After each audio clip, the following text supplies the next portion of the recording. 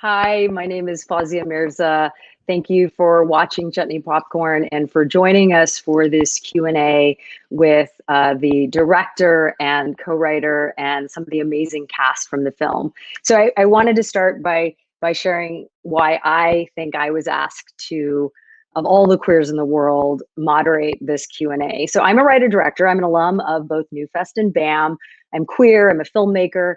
I've made independent films on a tiny budget. But most importantly, I'm South Asian, Canadian, and a Pisces, which actually connects me to all four women that I'm about to introduce.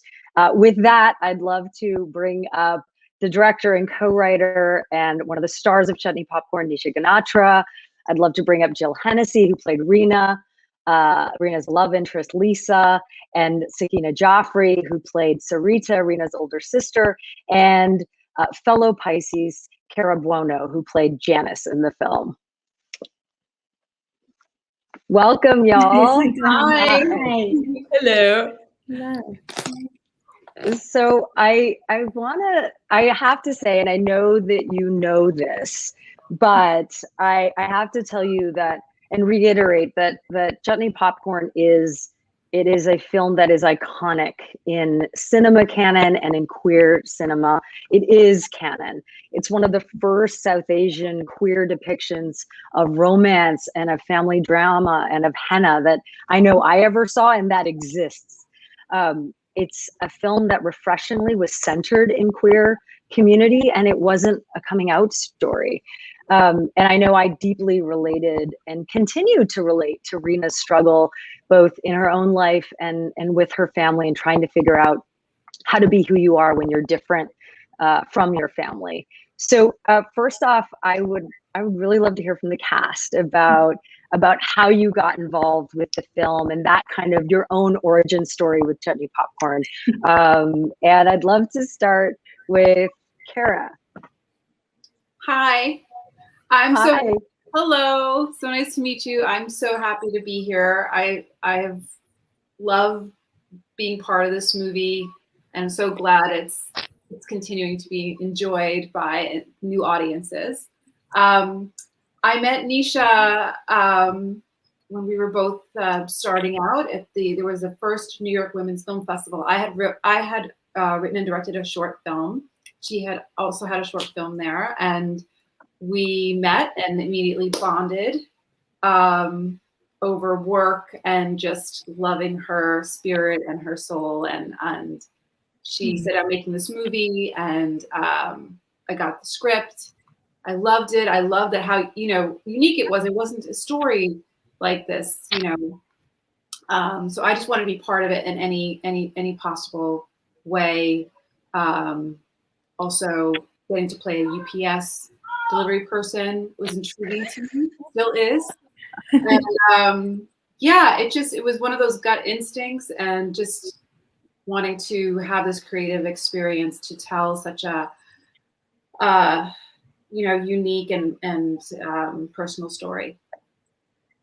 That's amazing. I mean, the UPS uniform alone brings joy and brought joy to so many queers around the world. So thank you for that.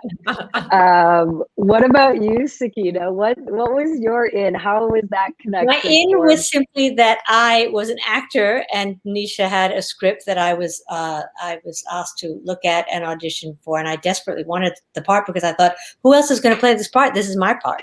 And then I met Nisha, and I was like, that's my sister. And basically, it was a family affair. I felt like she understood my mother. I understood her mother. It was just sort of immediately understanding that person. And then Nisha was, she was in her last year at NYU, and she was making a feature film. So she clearly had everything going on to be able to achieve this tremendous thing. I mean, you have no idea. It's not like people make little short things at NYU as they're finishing graduate school. They're not in the middle of working in their last year of school and making a feature film. And I have to say, over the last years, I've met, and in fact, my writing partner is actually somebody who worked on the Chutney Popcorn set. And, you know, Veena Sood was on the Chutney Popcorn set. And Nisha, you could go through the list of all the amazing people who are dying to help you, who are hot shits right now. And they all came out of that class. So, you know, I was meant to be in that film as far as I'm concerned. Oh, I love that. That's so beautiful. Jill, what about you? Well, I was fortunate, and I got a shout out to Judy Henderson, the casting director, who sent it to my then agent. And I'd just come off a show called Law and Order, and my agent said, "Hey, a show. Hey, so believe me, some people don't know. Like Jill, you know, Judy Henderson's in the script. It's actually really good. You got to check this out. It's an indie, and the person who wrote it is at NYU. It was one of the best scripts. In all honesty, and I know Nisha's sitting right there, okay, but still, to this day, one of my favorite scripts of all time, because it wasn't. You're talking about the queer community, and here's this great South Asian family, and it kind of pains me that to this day we don't have more films like Chutney Popcorn. I mean, we're talking about, and I'm so glad that New Fest is like putting it out there, because this film is insane, and we need a full series of Chutney Popcorns. So, and we're all available, I think, to some extent. But no, it really was. It was just a tremendous script, to be honest, and to play her girlfriend. Come on, how joyous is that? Hello? And then going on. Yeah.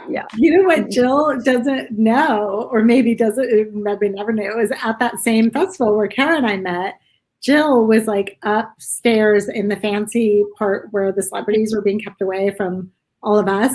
And I and then my film, so then she had come down because Jill's cool, and she was getting a drink at the bar, and I talked to her, and I turned to Sue Carnival, our producer, and I said, "I just met Lisa. That's Lisa."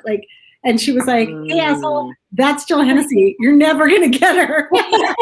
I was like, "Oh, fuck, that girl's famous." Because I was NYU film student, didn't have a TV, very snobby about it, wasn't watching it. So then my short won the award, and I got escorted up those stairs to that fancy little area where Jill was, and then we got to actually talk. And she was just so cool. It was just like, "Yeah, send the script." But I was new. I didn't know every celebrity's like, "Sure, send the script," But she actually read it and then called. It was killer. It was killer. Mm-hmm. That was huge. That was really big. And well, I actually came to read with her mom, Mother Jaffrey, who I did not know. I didn't know they were real life mother and daughter, and I was like, the chemistry of those two out the wazoo here.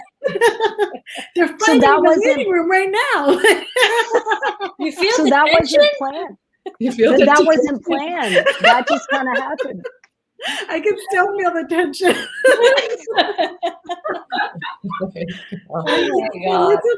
Really, first of all, I just want to say, look at these superstar women.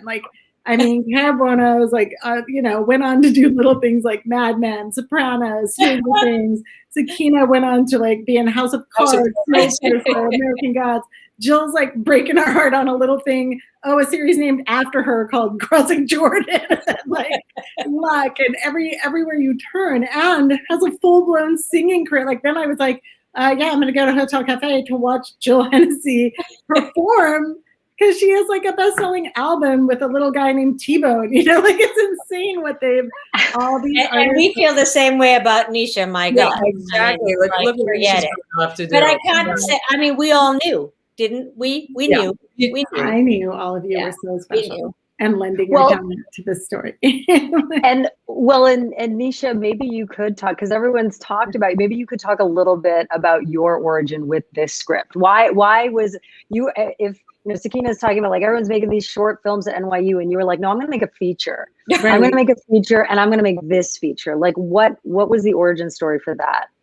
I mean, I think I saw the story when I at NYU at the time was you get there, you make a short film, you go to Sundance, and then somebody writes you a check to make your feature. And I was lucky that first short that Cara was talking about went to the festivals, won all the awards, and nobody wrote me a check. And I was like,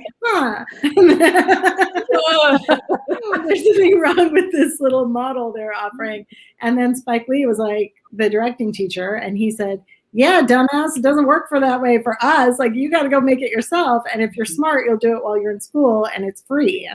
And I was like, okay. And then he said, because it'll never be this easy again, meaning free equipment, your crew is your classmates. Like, you don't need certain things when you're technically a student film, you know? So he kind of put the fire under, was like, do this. If it comes out really bad, you tell people it's your student film, you go on to make your next feature. If it comes out great, then you launch your career and you get going. But basically that model of like, you know, make a short and people give you money to make the feature was not applying to people that were queer or of color, right? Like, we always have to do it ourselves. So I just was anxious to get going. I love that. Well, and also you know, speaking of sets, I mean, you had a set that was not just all of these amazing women in front of the camera. You also had a lot of amazing women behind the camera. Like, before gender equity inclusivity was a buzzword that everyone's talking about, Chutney Popcorn was not just at gender parity. It was like majority women involved in making this film. Could you talk a little bit about like how that happened? That was all Jill Hennessy just wanting women. Nisha. Sorry. Okay. But the clause expired. I feel like I can say it now. Okay. I mean, I wasn't that demanding, was I? I guess I was. Yeah. No, I was sort of, I mean, we all saw the sexism in our industry. Like, it's not a newsflash. I'm happy it's getting attention now. But I think we just I felt like I was giving myself this big break. I was letting myself write and direct my first feature, and all these incredible artists were helping me. Like Sakina said, if you look at the crew list, it's like, you know, Deborah Granick and Annie Howell and Lisa Robinson and, you know, Joel Hopkins. Like, it's insane. Like, you just sort of are Josh Marston, like, you know, Matt Carpenter. Like, these were our focus pullers and our like grips and our costume people crafty. Oh yeah. Yeah, insane, like a lot.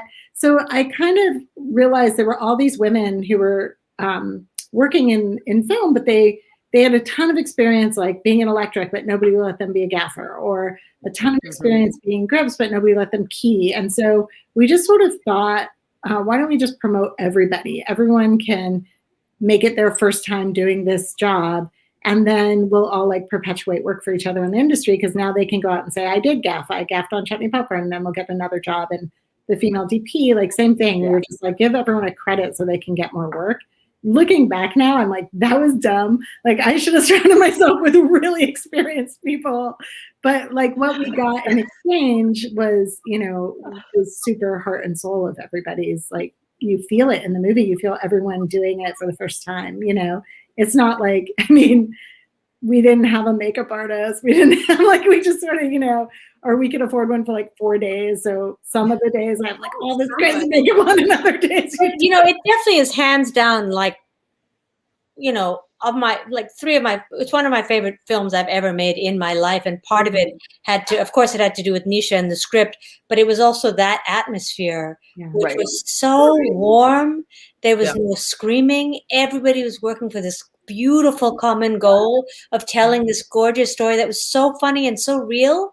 So I think it just set the tone for everything that got created on that set. I'm nostalgic for that energy. Me too. I mean, I've had a lot of nostalgic for that. But when I think back to my long career so far, and I said this earlier, but I feel like I can speak for everyone. The energy on that set, the camaraderie, the creative energy. I mean, I was doing this, I think was illegal at the time, but I was doing another indie movie at the same time. And I went from one set without a turnaround. And I was like so energized just to be on the set. I think that was our bar scene, Jill. Oh, yes. Wow. I mean, those are the days where I said anything, reported you, I guess, to the union or whatever. But and it feels like it's yesterday. And I feel like, you know, Nisha, when you say, you know, you should have surrounded yourself. I mean, you were so like bold and brave at a time when you didn't have a business or like a tribe really supporting you. Like, you were really a pioneer. And I remember, you know, when the reviews came out, they were glowing reviews. The New York Times, like, Hollywood could learn a thing or two from Nisha Ganatra, and like there was Stephen Holden. But it was like you were so ahead of your time. at that time. I feel like things have worked out wonderfully, but I'm saying like, you know, it was you really, I feel like you paved the way for so many. I mean, I think there's the Nisha's talent, but there's also nobody works harder. And I mean, there's something to be said about believing in yourself and then working harder than everybody else. And you mean, yeah, she was acting, she was directing, she was literally doing everything and making a film, getting the everything.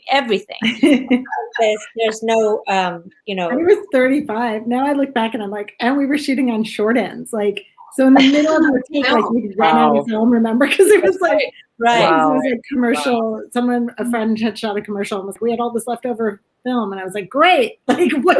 Like what stock is it? What are we doing? Like it was just like, let's just shoot it.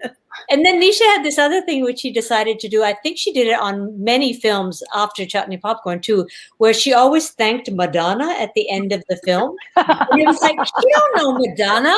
Madonna don't know her. But she said, if people see that I'm thanking Madonna, then they're gonna like, oh, Madonna, she's thanking Madonna. Sorry if I gave away that secret, but that was hilarious. She knows Madonna. I actually you know Madonna, right? I mean, I thanked Madonna in that first short film, and then it became Superstitious because it did so well. And the one time I didn't thank Madonna, the film came out really bad.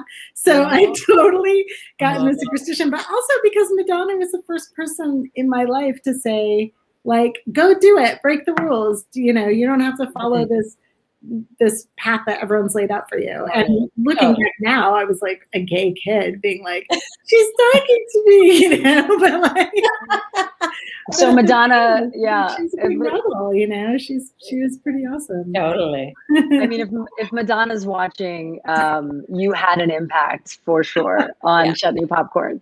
Well, actually, that was my first gay dream that I was just to share that with you, that I was making out with Madonna. Oh, really? Oh, I thought you were gonna say Jill or no, Madonna. I'm a little hurt right now, but you know it's okay. Jill's like, I make out with Madonna every week. I know. Well, and you know what? It's interesting though, like to think about the film. Like, yeah, you made it on film, and you made it in this, you know, with the ends, and you know, you were driven to make it no matter what, and what's fascinating, because my wife and I did a rewatch of the film, and Nisha, I told you this, but like it plays really, really well today. And part of it is the issues are still really relevant. Like, you know, I think it was you, Jill, earlier saying like there's still not a lot of films or a lot of TV shows out there really reflecting these characters. And I mean, not the fashion, y'all, that fashion.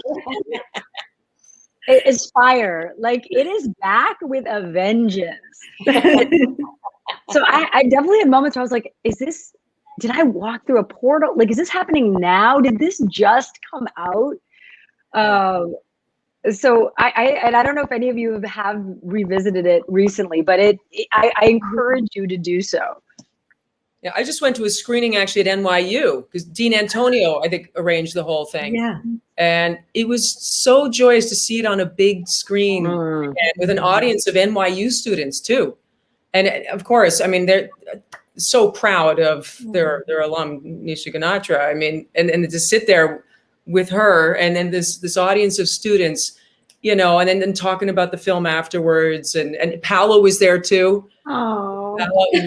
He sends Paolo, who's actually in the movie, but his scene didn't make it in the final cut, and it was It's okay. He still loves you. He still loves you. Okay, thank God. Yeah. I cry every time I see it. It's so every single time. It's so resonant and emotional though. Like anybody can relate to this. I mean, it gets me every time too. Yeah. I have to say it was truly like my joy of. People pretend that the director's in charge of films, but really it's the most collaborative art you could hope for. Like there's nothing, you can't do anything as a director without everybody else, literally. And this, like, just Jill, you and Sakina, you both like really raised the level of performance. Like your acting is so beautiful and so truthful and so present. And Jill, like you're the whole reason I'm not horrible in the movie. I still don't think I'm very good, but you So, like you're really, being kind, but that's so like, not true, girl. You're there's so brilliant. Elvis Mitchell. The New York Times. truly, like, I you ran go into Elvis through- Mitchell in an elevator, and he was raving about you. So I'm just want Oh, you should wow. know that. But anyway. Well, I can definitely tell you. Sakina did as- this moment, like I wrote this scene, right, where the baby's born and Sakina's character comes in and sees the baby and you know, says, "Hi, Mousy," and "Hi, Mousy." And, you know, on paper it was like comedy, you know, we're writing this thing. These two are Was it meant to be comedy?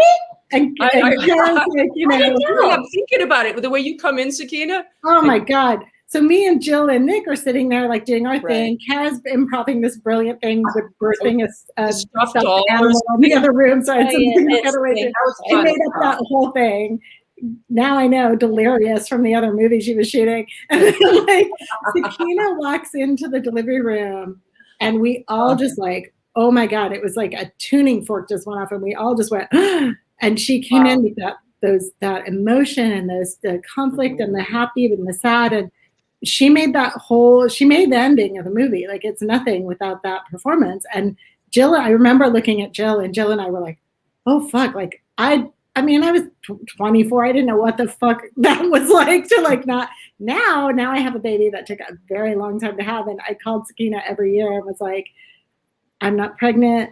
I didn't know what the fuck I was talking about when I wrote that movie. This is horrible. This sucks. Thank God you knew to cry. This is the hardest thing I've ever done. This is harder than making an indie film. And then I will tell you, it was 6 years of IVF and hell to try to have this little girl. And the one time I was down to the last embryo and I was like, I'm just going to go with God. Sakina happened to be in town. She came with me to the embryo transfer, was in the room when they transferred the embryo, and I got pregnant. And I was like, God damn it. I wanted to share that story, but I didn't know if I could. Yeah, we just like basically reenacted. We looked at each other like, oh my God. Here we are. Again. You guys, you're killing me. It's Sakina. And now I have a little girl. Yeah, it's Sakina and little Sakina Cara. But actually, you guys, when I looked at your faces, I had the emotion. It wasn't like whatever. I mean, I think I, of course, understood the situation, but I vividly remember looking into your eyes. I mean, so, you know, that it was there. Well, you were also pregnant and didn't tell anyone. Oh, yeah. Right. Can we talk a little bit about that? Because is that true? You were pregnant while filming this, but it was a secret. Yes, because I thought it would ruin everything for everybody if I was like, you know, playing somebody infertile and I was massively fertile and very pregnant. But I was skinny Indian type of pregnancy, and I didn't actually pop till like the last day of shooting. I was like, man, we made it through. And then we wrapped, and then Nisha called me and said, oh, we have one more scene to do on a motorcycle. And I was like, oh, no, yeah, I have something to tell you, Nisha. Wow. And then she was like, I'm pregnant. So then I was like, what?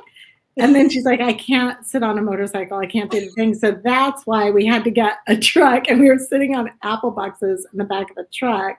And Sakina's like, I'm just holding. She's all over holding onto each other. And I'm like, please don't let this person get hurt because she's pregnant. So like all that concern on my face is really for Sakina being pregnant. And then I was like, can I take some pictures of your belly? And so then I did like the henna thing where I'm doing henna on my belly. That's Sakina's belly and my arms behind. Your arms wrapping around me. And then the baby in the photos at the very end is the baby she ended up having because it took me that long to edit the movie. I've been wondering about that baby. I was looking for the baby in the credits. Like, who is this baby? Yeah, that's my big girl who's 23, 4. And is actually a really great actress too. She got the gene. Fabulous. Well, and another question I have, speaking of motorcycles, does anyone ride a motorcycle in the group? We all do. Really well. Come on, really? I tried a couple times, not well. Jill's better on I wrote one I wrote one in Trinidad, in Guyana, in an independent film, and I have a permanent burn on the back of my leg, one of those exhaust burns. So no, I won't do that again. I like to imagine myself as like one of those brave riders, but I just think of all the people texting and driving that are going to hit me. Yeah. I hear you. We can all do it, and we all know better. Like we're not getting that. Also, we all an open country road. I also want to come back to something. I think it was maybe Cara or maybe Nisha, you mentioned about this infamous bar scene between Jill and Cara that happened. And I just, I mean, it's an intense moment. And I feel like it's so deeply relatable, not just for queer folks, but that moment where things could go in a different direction in your life and in your romantic relationships. Could you both talk a little bit about that moment in particular and filming that moment, which I know, Cara, now you were on 45 sets. So, you know, that was feeding into this.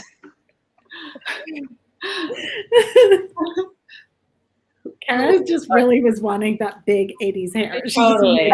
Flashback. Who doesn't? Yeah, who doesn't? 80s hair? For the flashback or 90s hair. Oh, for the flashback. For the flashback. I had like a short little bob that I missed. Oh yes, that 80s thing. Yes, that part. I thought you were talking about the other part when she betrays Rena. They were both really nervous. Jill was nervous because she was really in character, and I didn't know Jill was so like methody, and she was like, "I feel guilty. I feel bad. I would never do this." Wow. And Right. I'm then, like, yeah. And Cara was like, I think it was your first kiss with another woman, right? It was. I gotta say, I mean, I was really excited about it. I was really looking forward to it, Jill. I mean, maybe you can say that as an actor. You're supposed to be a professional. It's just a job. of course. But I don't know, because, you know, you have to be honest. Like, someone's so attractive and, you know, plus it was fun and to be in that character where she was, you know, she's just the, you know, the instigator, right? And like also the flashback scenes are hilarious. You know, it's amazing. The hair and makeup people had to do that so fast. Remember? Yeah. Do it in like, I don't know, 5 or 6 minutes. It was. You're right. It was about 5. Right. I don't know what you did. We did it afterwards, but I think you were hair and makeup. yeah. We had some. There were two. Yeah, here and there. Gabby helped. Yeah. Nose ring. There was a you know those shower chains, the little ball chains that she cut and and I thought it was so genius, actually. Oh yeah, she was really good. It was good. Yeah, I mean, you know, we were just in character. I remember the one thing that was great about it was that the characters were so specific and defined, and that it would just slip into the character, and there wasn't a lot of thinking about it. And it was so fun for me because mine was so, I don't know, not as, you know, touchy-feely or emotional, you know. So yeah. I gotta say, I was looking forward to it. I'm sorry. Did I forget about the controversy? No. Was there controversy? I guess you and I are unaware of the controversy. No. What's is there a controversy? Should I ask about the controversy? Well, it did that photo. Someone did lift a photo from the film, a still from the film of them making out, and put it in National Enquirer, and it came out as a story of Jill Hennessy and Cara Buono, lesbians. Oh, right. Wow. I wish that photo got more circulation. Actually, I know. It is everywhere. Wow. It is. That was definitely a watching dream. you two make out. Yes. You know, I feel guilty though, because I'm like, okay, I've got a pregnant girlfriend in this, and I'm making out with this hot chick in a bar. Although I do love the bar. What was that? Crazy Nannies? That was Henrietta Hudson. Henrietta Hudson. Yeah. And I had to actually leave while they were kissing because Jill felt too guilty, so I had to like hide. Oh, that's so sweet. But and Cara was my ex, and you know, I guess we'd had a few to drink. You know, I was justifying in my own mind, but, as we tend to do, I guess.